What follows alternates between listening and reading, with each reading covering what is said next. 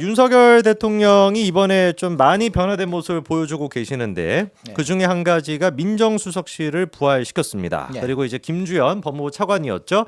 김주현 이제 전 법무부 차관이 민정수석으로 임명까지 됐는데 일단 의미가 어떻게 좀 저희가 해석을 해봐야 될까요? 민정수석실 일단 공식적으로 나온 거는 여론의 얘기를 좀 잘 듣겠다라고 네. 하는 것인데 네네. 다른 좀 의미가 있을까 어떻게 보십니까? 예, 맞습니다. 음. 어쨌든 윤석열 대통령이 제가 봤을 때도 지금 해야 될 거는 네. 이 조직력, 조직력. 팀플레이, 음. 그리고 응집력, 말 그대로 이게 잘 움직여줘야 되거든요. 그렇죠. 느슨하면 죽는 거예요. 음. 항상 이야기했지만 보수 우파는 지금 가드를 이빠이 올리고 똘똘 뭉쳐서 지금 방어를 해야 되는 태세예요.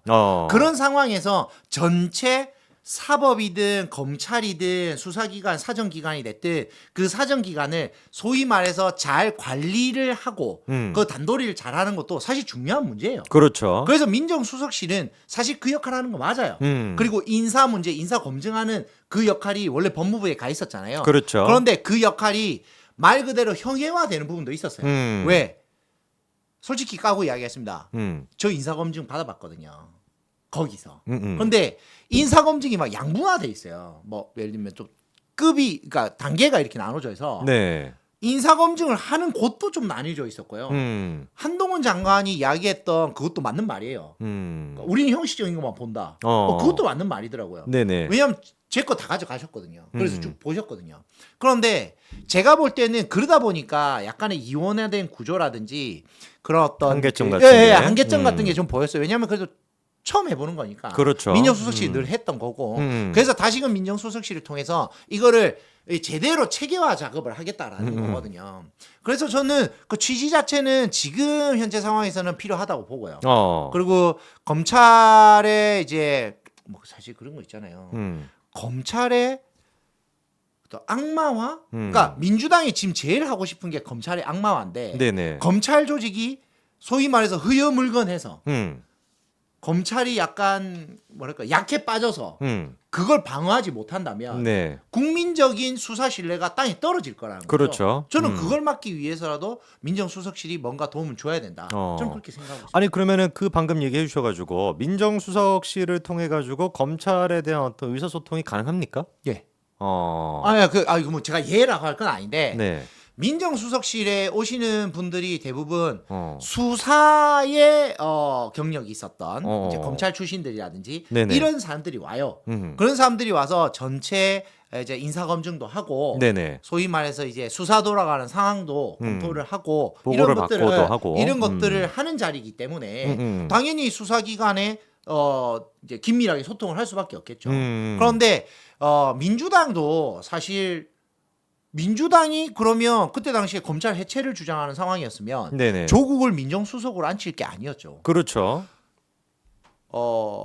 문재인의 청와대가 제일 하고 싶었던 건 검찰 조직의 해체라든지 검찰의 뭔가 뭐 발전, 검찰의 변화가 아니라 검찰을 자기 손에 장악하는 거였어요. 그렇죠. 그 장악하는데 그러니까 그 대표 주자로 내세운 게 조국이었고 그렇기 때문에 조국을 민정수석실로 앉힌 거예요. 그렇죠. 그랬더니 조국이 무슨 짓 했어요? 청와대 하명수사 지휘했잖아요. 그렇죠. 예. 그거예요 바로. 그러니까 황홀화를 민정수석실이 통해서. 검찰뿐만 아니라 경찰까지도 영향을 끼쳤던 거죠. 당연하죠. 그러니까 사정기관들에게 영향을 미치는 건 맞아요. 네. 그러면은 지금 이게 검찰에 대해 가지고 저희가 또 얘기를 살짝만 좀 덧붙여 봐야 되는 게 이원석 검찰총장이 네. 요즘 들어가지고 이제 그 이번에도 또 추가적인 얘기를 했습니다. 임기가 만료되기 전까지 김건희 여사 사건과 이재명 대표 수사를 마무리하겠다. 네. 이거를 놓고서 해석이 지금 분분하단 말이에요. 아니죠. 어느 저는 쪽에서는, 답이 정해져 있다고 봐요. 답이 정해져 있다. 답이 정해져 있다. 이거는 이원석 총장이 아니라 총장 하레비가 와도 하레비가 와도 김건희 여사 무혐의가 나올 수밖에 없고요. 그렇죠. 네, 밖에 없고 그다음에 우리 이재명 대표는 네. 이제 구속이 될 수밖에 없죠. 저는 구속이 된다고 봅니다. 네, 빨리 수사를 마무리해야 된다. 근데 나는 재판이 빨리 마무리되는 게 더 중요하다. 추가 수사는 필요 없고 빨리 공판 진행해서 네네. 빨리 위증교사로 실형으로 잡아 넣어라. 그 외에는 난 답 없다. 저는 그렇게 봅니다. 그럼 박찬대가 이번에 나와가지고 막 떠들어댔던 야 드디어 이제 그 이원석과 한동훈 라인이 만들어져가지고 송경호까지 해가지고 라인이 만들어져서 대통령실과 막 갈등을 빚고 있거나 이거는 지 망상이네요. 망상이죠. 네. 왜냐하면 대통령실이 그러면 검찰 조직의 인사권자인데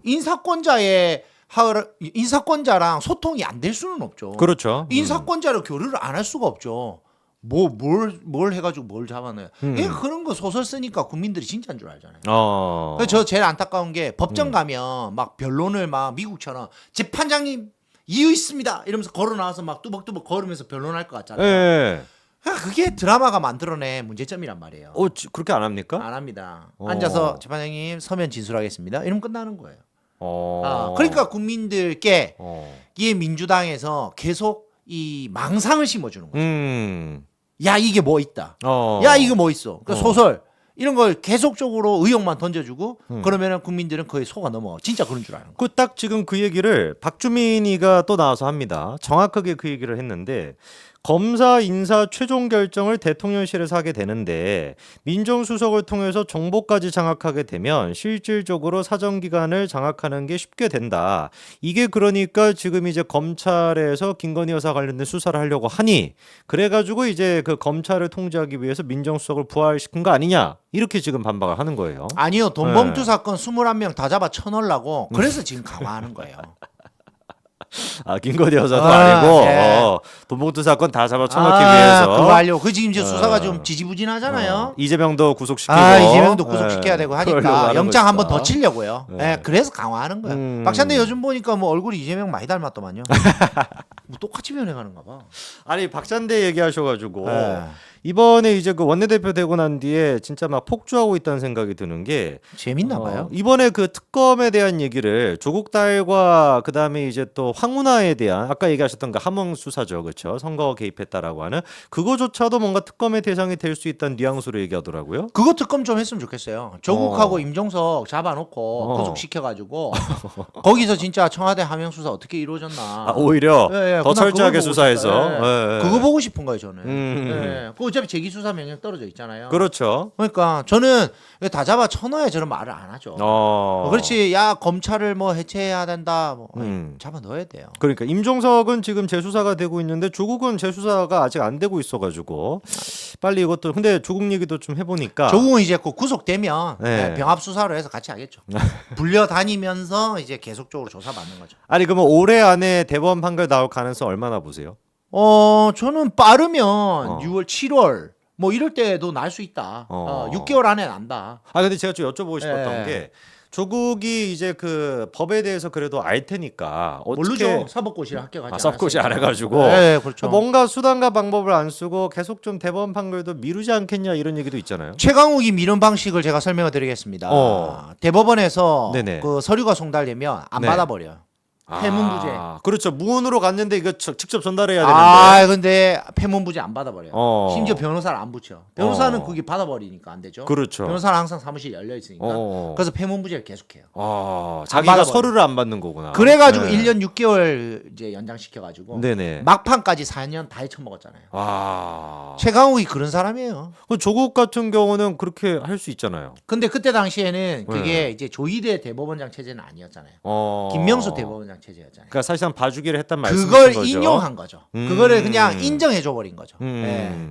사실 그거는 진짜 코미디네요. 코미디죠. 네. 저 대법원 재판 1년 6개월 왜 해요? 아니 그러면 또 뭐 전화 합의체로 가게 되면 그 과정에서 뭐 이렇게 막 또 막 부정하고 막 기피하고 뭐 이런 거 안 됩니까? 대법원 전화 합의체는 기피 자체가 안 되나요?